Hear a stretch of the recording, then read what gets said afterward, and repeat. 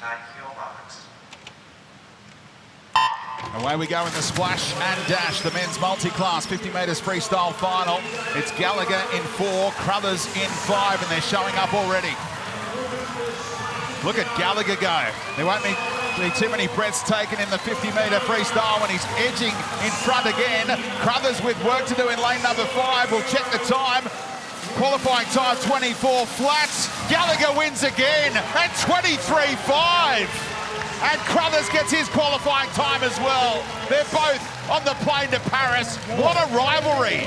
They are building these two. Tom, I'm going to start with you. Congratulations. You had a blistering 50 this morning, again tonight, and you've still got the mo.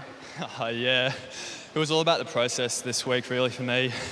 The time's cool, but just executing the race correctly, and I'll go back with my coach now and see how I've done. Speaking of Coach Ash Callis, you were a 400 freestyler in Tokyo, had to recalibrate, find a way to do the sprint events. You must be so proud with that swim. Yeah, it's not too bad. From the background I had for 400, moving down to the 50s, definitely a bit of a step, but I've got Ash in my corner, and I think he knows what he's talking about, so. I think he's a fair sprinter, so yes, congratulations, you're on the plane to Paris. Well done. Thank you, thank you. And over to you, Rowan. Once again, an incredible swim. You've already got 2 gold medals from the 50 at the Paralympics. How would a third go? Yeah, I mean, winning a third gold medal would be pretty cool, but at the end of the day, I don't think it's about me. We're here at the trials to make the Australian team, and it's about the team. Like, yeah, sure, I just raced Tommy right there. We might be competitors right now, but we're going to Paris as teammates. And as long as one of us gets gold and one of us gets silver, I'm happy as Larry. I can say that because you missed qualifying a little bit this morning, so you knew you had to try and put the qualifying time in tonight. What changed between heat and final? Yeah, we've been putting a lot of work into just trying to get things right with my stroke and my technique. I've been trying to get through the 50 free without taking a breath, and my lungs just aren't good enough for that. So I probably need to do a little bit more work in that corner, but we took a breath tonight, and I swam like 0.3 faster. So that was nice, but we've still got a lot of work to do if I want to get back to my PB. I love saying, Rowan Crothers, you can go faster. Congratulations to both of you. You're on the way to Paris. Thank you very much. Alexa Leary already posting a qualifying time this morning. Yeah, she swam 28.04 in the heat. She's in lane number 4 alongside Dedekin. 2 different classifications they swim in here. So away we go in the women's multi-class 50 metres freestyle. Alexa Leary shows up in lane number 4. Dedekin off to a really nice start in lane number 5. The centre of the pool, our focus right now. Rachel Watson going along nicely as well in lane number 1 in her S4 category. But it's Lex Leary in front of Dedekin here. Kira Stevens showing up as well. Not too far away in lane number 3, but it's Alexa Leary bound for Paris as a Paralympian. How's the time? It's another qualifying time for Lex. A little flex for Lex. She's bound for Paris. And Dedekin not too far away in 28.05. Katya Dedekin just 0.03 outside of that qualifying time. Rachel Watson coming into the wall at 41.27. Just a second or so outside the qualifying time, so it'll be up to selectors' discretion whether she makes the trip to Paris to defend her title. Alexa, 3 years ago, you were lying in a hospital bed fighting for your life. You just qualified for your first Paralympics. Yeah, Lex, woo! Now, I'm trying not to get emotional because your journey has been meteoric. You have been so strong, so incredible, and this dream only materialised a few years ago, as I just said. But how big a part has that played in your recovery? Oh, massive. Like, I've actually come so far. I'm so impressed. I'm even in the water. I'm like, yeah, Lex, like, you've come so far. You have come so far, and what we also love is that you look like you are having an absolute ball every time you come out onto pool deck. You're dancing, you're jiving, you're singing along. Ellie actually said that she'd like to maybe make a playlist for you, a song request. Would you like that? Yes, definitely. Like, I even said to my coach when we were at Worlds, we made a playlist because I love listening to music. Before I race, before I train or anything, I've got to have music. I think that can be a diva demand at the Paralympics in Paris for you. Now tell me about your family. They have been extraordinary. They've been by your bedside. They've been instrumental in your recovery. Yeah. How much will this mean to them as well? Oh, a lot. I would mostly say they are probably the reason why I am here, because they stuck by my side for 6 months in that hospital, never let go of me. They certainly did. No, we cried. We promised we wouldn't cry. We promised at this point, but your support team around you, they nearly thought that they lost you. Yeah. And now here you are. We know you've already represented your country at Commonwealth Games, but now you're actually going to the Paralympics. I'm so excited. I'm like, it's the crepes for me. Well, speaking of your family, they are so excited as well, and Ros Kelly has them in the crowd right now. Gian, Russell and Belinda Leary here. Of course, understandably, emotions, they are absolutely overflowing here. Your daughter, 3 years ago, you were preparing to say goodbye to her, and now she's headed to Paris. It's unbelievable, you know, to think that, you know, we had 6 months in hospital, never meant to walk or talk again, and she's off to the Olympics. It's obviously been such a tough few years for you. Belinda, how important was this dream for not only Alexa, but your entire family? Yeah, it's been incredibly important, especially seeming like Russ said, you know, she wasn't meant to live, let alone walk or talk, but to see her, such a big personality, and we've got such a different daughter back.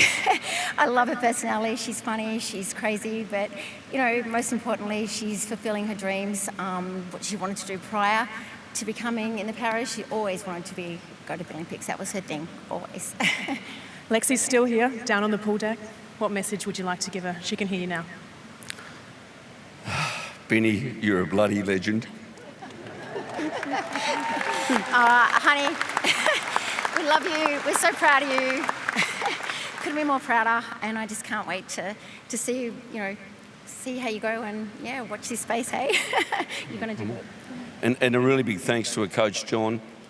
Like, he's the Alexa whisperer. I mean, you've got to put up with a lot of crap from her, I'll give you the drill. But an amazing job, John. Thank you. And the community that wrapped their arms around you as well. Oh, the whole world got behind her after her accident. You know, that you know, she turned a lot of heads, and you know, she's done an amazing job. Incredible. Look out, world. Here comes Alexa. Oh, my God. Congratulations. Will Martin looking for a 57.44. Take your marks. Away in the men's 100 metres butterfly final, Tim Hodge in lane number 1 set a qualifying time earlier today in the S9. Declan Budd in 2, Cole Pearce in 3, Ants in 4 showing up already, Safi in 5, Schluter in 6, Will Martin in 7, Lewis Bishop in lane number 8. But look at Ben Hance already. Ben Hance taking out the field, not quite as fast as he looked this morning, but if we remember his heat swim this morning, he did struggle with that last 15 metres. So I'm sure Ash Delaney, his coach, certainly gave him some advice with pacing this event, knowing that last 10 metres may be challenging for Ben Hance, but he's already a body length ahead out. We also have Cole Pearce from Nunawading, who's doing an excellent job, and Alex Safi, also another S10 competitor, aiming for that qualifying time of 57.44. So can Hance be strong on the wall here? We'll check the time. Oh, 55.51, an even better qualifying time. He got the back end right tonight. He loves it. World record holder in the 100 backstroke, and look at the time in the 100 metres butterfly now. Let's hear from the qualifiers with Gian. Ben, congratulations. You're off to another Paralympic Games. Oh, thank you very much, Gian. That was an exceptional swim tonight, under qualifying time. We know that you're the gold medalist in the 100 back, bronze medalist in the 100 fly. What does it mean? And I'm going to be the gold medalist in Paris in the 100 fly. Tell them I'm ready. You heard it here first, Benny Hance. Congratulations. He's left it up to you, Tim Hodge. Two-time Paralympian already. What does it mean to you to book your ticket to Paris? It's, to be honest, just a dream come true. Ever since I made my first team, I kind of said to myself, I want to come back every year and try and make every team since then. And I've been lucky enough to say that I've done it so far. And to get under the qualifying time tonight is just kind of a continuation of that promise to myself that I'd give it my best. And hopefully, fingers crossed, it all turns out all good. When you are such an experienced athlete, this is not your first rodeo, is there a sense of relief of making the team here at these trials? Yeah, definitely. It's obviously the biggest stepping stone on the way to Paris to book your ticket on the team and be able to make the qualifying time is a huge leap, I guess. And I'm very thankful I've been able to do it tonight. Well, very thankful to say that you're on your way to Paris. Congratulations, Tim Hodge. Cheers, thank you. Thanks, everyone. But as Laurie Lawrence says, stuff for silver. We're going for gold. Got to hit that qualifying time first, though. There are 3 different categories in this multi-class final. S9, S10, S14 swimmers represented. Greenwood being steadied on the blocks. As you mentioned, you may have noticed that Greenwood was being steadied on the blocks. She does have issues around balance and is allowed to have assistance onto the blocks as well as to steady herself on the blocks. As long as that assistant doesn't push her forward at the start, they must remove their hands quite intentionally. But great start from Jasmine Greenwood. She's looking relaxed down the first 50. Very even start as well. There's pressure being applied by Ruby Storm. You mentioned it's her pedal bench. She's close in lane number 3 and in lane number 6. Taylor Corrie going along very nicely indeed. In fact, Corrie turns in front. Corrie touching the wall first, turning out in front. Greenwood just behind her, 0.09 of a second. But watch out for Ruby Storm. These are the 3 that will be trying to get that qualifying time onto our Paris Paralympic team. One of the best races of the meet so far. The women's 100 metres butterfly multi-class, and Jazz Greenwood now just edging her way in front, but Ruby Storm trying to fight back in lane 3. Corrie just falling a little bit off the pace in lane 6. Look at the finish from Beecroft, timing her run in lane number 5, but it's Greenwood who'll hit the wall first. Does she get the qualifying time? She does. Yes, she does. So does Beecroft. What an effort, and the reaction from Beecroft says it all, but Jazz Greenwood, 107.68, a convincing qualifying time. Jazz, I'll start with you. Congratulations. That a bit of relief in making that Paris team? Absolutely. I was really nervous this morning. Didn't quite execute my race right. And then I don't know how I did that, but I'm so happy. So, yeah, I can't complain. Tokyo silver medalist, what does it mean for you to go again? Well, it means everything to me. This is what I do every day. It's my job. So hopefully I get to do it again. I think you will. Qualifying time tonight, well done. We're incredibly proud of you. We can't wait to see you in Paris. Over to you, Emily. I know that qualifying time was so incredibly tough for you. You must be so proud with that swim tonight. Yeah, definitely. Like Jazz, I wasn't too happy with my swim this morning. Yeah, so I'm just super relieved that I put together a good race tonight and got the time. So 2-time Paralympian already? Going to a 3rd? Yeah, getting a tiny bit older now, but I'm just, yeah, so happy to have swum a good race tonight and, yeah, looking forward to Paris. Woohoo, congratulations, ladies. That was an exceptional swim tonight with hard qualifying times. Well done. Getting the body right. Hasn't always been cooperative throughout his journey. Doctors suggested he should only do 2 sessions a week. Otherwise, his body wouldn't hold up, but Scooter wasn't having it, doing all those sessions, and he feels like it's improved and strengthened some of his suspect joints like the shoulders. The hips, oh, they've had their moment, says Scooter.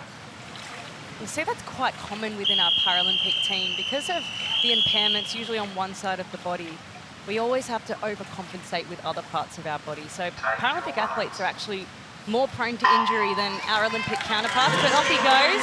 He did swim a qualifying time this morning on a spine-chilling race, but he is out to best that qualifying time. He's already booked his ticket to the Paris 2024 Paralympic Games in April. And as you can hear, he is a crowd favourite as well among all of the spectators here in Chandler tonight. He's worked so hard under his lifelong coach, Herbie Howard, in Cairns for the past 17 years, working on that fitness. Look at the underwater shot as Scooter goes after it here, trying to improve his time from earlier today in the heats when he swam a 104.89. Crowd trying to will him home here with about 18 metres to go. He's got the qualifying time line covered, it appears, again here, Scooter. Grant Scooter Patterson, a 35-year-old Queenslander from Cairns. This is actually his 5th Paralympic trials. He is vying for his 3rd Paralympic team, which he has qualified for this morning. Digging deep, Scooter Patterson, another qualifying time, 104.25. inspiring a nation with every stroke. One of the great characters, Grant Scooter Patterson, a one-man show to savour. You're off to your third Paralympics. Crikey! Woo! Now, your story is a story of resilience. You missed the Beijing team, made your first Paralympics in London, missed Rio, silver and bronze medalist in Tokyo. What's happening in Paris, my friend? Oh, mate, I'm just over the moon to do that swim and go for my third Paralympics. I was watching Brendan Hall Jr. last night get his 5th Paralympics. And I say, mate, that's awesome. And to come out here and get myself on the 3rd Paralympic team is pretty awesome. Well, especially can I say that you're the old man of the team, 35 years young, but I heard a rumour that you might be trying to go all the way to Brisbane 2032. Well, we've penciled in, me and my coach, Herbie, he's down there, penciled in 2032. I don't know if the body will last that long, but we'll go year for year. But I was hoping to play the Jurassic Park theme song when I walk out. Because I'm old. Don't tell Herbie that. Well, you mentioned your coach, Herbie. You've been with Herbie for, what, 17 years? 17 years. That's longer than the average marriage in Australia. Pull it there. What do you want to say to Herbie and all of those that have supported you along this journey? Herbie, mate, you're a legend. 17 years of marriage is pretty awesome. He's a great bloke. Have ups and downs sometimes, but, 17 years is a long time. We're going for the Campbell sisters record, 20 years. So he's a pretty awesome guy. Absolutely. We can't congratulate you enough. You're off to Paris, Scooter. Thanks, everyone, and thanks, everyone, for coming out to support. A lot of my friends and family are here. Harris's, Dawn, Dan, Olivia, thanks for coming. It's awesome. Interview Herb. And now I'm going to introduce you to someone special, Andrew Herbie Howard. Carl, what's it like to coach a short person? Yeah, good. I'm the only 6'2" coach in Australia living in the shadow of a midget, so I'm doing all right. Mate, it's been an amazing journey. Plenty of ups and downs. Obviously, what Gerard said before, missed out Beijing, London, Rio, missed out there, come back Tokyo. What's the highlights for you? Probably when you retire, but it's been an awesome journey. Love being a part of it, and so lucky to be a part of it. We probably could have done this up in Cairns, seeing you swam on your own. We could have just done a video and sent it down and qualified, but I suppose we had to come down here and do the right thing. But it's been an awesome journey, and loved every minute of it. And no, it's not over yet. But yeah, thanks everyone, and big thanks to my parents back home and Karina, my PT. Thanks everyone. Woo!